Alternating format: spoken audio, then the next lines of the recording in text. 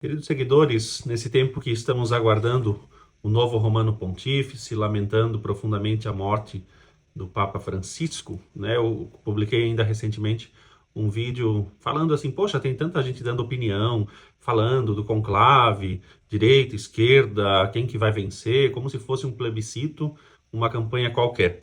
E aí, por acaso, eu voltei a ler um pouco da história da igreja, e particularmente gosto muito dessa edição, que são vários volumes do Daniel Hopes, que é publicado pela editora Quadrante, e me fez lembrar um episódio na Idade Média, enquanto, especialmente no século X, a igreja, o papado, enfim, as nações, né, estavam tomadas por muitas disputas políticas, por escândalos, por, enfim, muita coisa que também escandalizava as pessoas naquele tempo.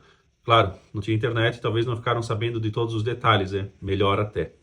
Mas de um lado, com certeza, houve muita crise, muito mau exemplo naquele período. E uma coisa interessante que eu acho que vale a pena destacar aqui, por isso que eu estou gravando esse vídeo, no meio do nada, na França, num lugar chamado Cluny, ali nasce uma abadia, né, os monges beneditinos, que no meio do silêncio, da oração, do trabalho, escrevem uma das mais belas páginas da história da igreja. E o que fizeram, né? Aliás, o que faziam naquele período que deixou essa marca tão bonita na história da igreja? Pois bem, aquilo que é próprio da vida cristã. Os monges que são fiéis batizados, consagrados a Deus, se ocupavam de se dedicar à oração, à formação moral, à formação doutrinal, estudo, trabalho sério, vida séria, enfim, a vida cristã segue. Não buscavam poderes, mas buscavam fidelidade a Jesus. E nesse contexto, enquanto de um lado a instituição padecia das suas crises, em Cluny havia um florescimento espiritual, intelectual, moral, litúrgico, enfim, imenso.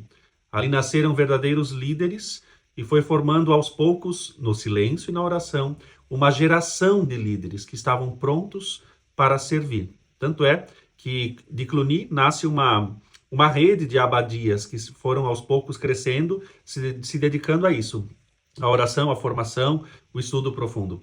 E, inclusive, né, depois, anos depois, chegaram até a Sé Apostólica, até o trono de Pedro também, monges que passaram por ali, por exemplo, né, o Papa Leão IX, o Papa Gregório XII e outros, né, que tiveram essa força e que consigo trouxeram para dentro da igreja também uma reforma espiritual que era tão necessária para a igreja naquele tempo. Tudo por quê? Porque antes alguém se ocupou e decidiu perseverar no que era certo. E assim, enquanto ninguém estava interessado nisso, ninguém talvez é um pouco demais, mas enquanto muitos estavam interessados em outras questões, em Cluny se dedicava verdadeiramente àquilo que realmente importa, à santificação. Por que eu trago esse episódio? Porque há uma lição aqui. A lição de Cluny, do século X, está atualíssima. Perfeitamente se encaixa para nós hoje, agora. Nós não podemos deixar nos desanimar pelo cenário que de repente estamos enfrentando, seja eclesial, seja político, seja social, seja mundial, não importa. O mundo pode cair, mas o que transforma o mundo, com certeza, é o nosso trabalho silencioso, é o nosso amor fiel e profundo a Jesus Cristo, a nossa piedade eucarística, a nossa fidelidade à oração, ao Santo Terço, ou seja, estudar, ensinar, rezar e viver com uma vida reta, de fato, né, sem esperar aplausos, sem esperar qualquer tipo de recompensa ou coisa do tipo, até porque, convenhamos, né, não vale a pena, né, já receberam a sua recompensa nesse mundo de Jesus.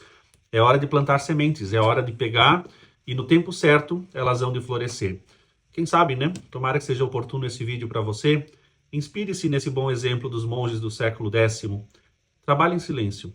O mundo vai se transformar pelos que perseveram no bem. Pense muito, muito nisso, especialmente nesse momento. Deus te abençoe.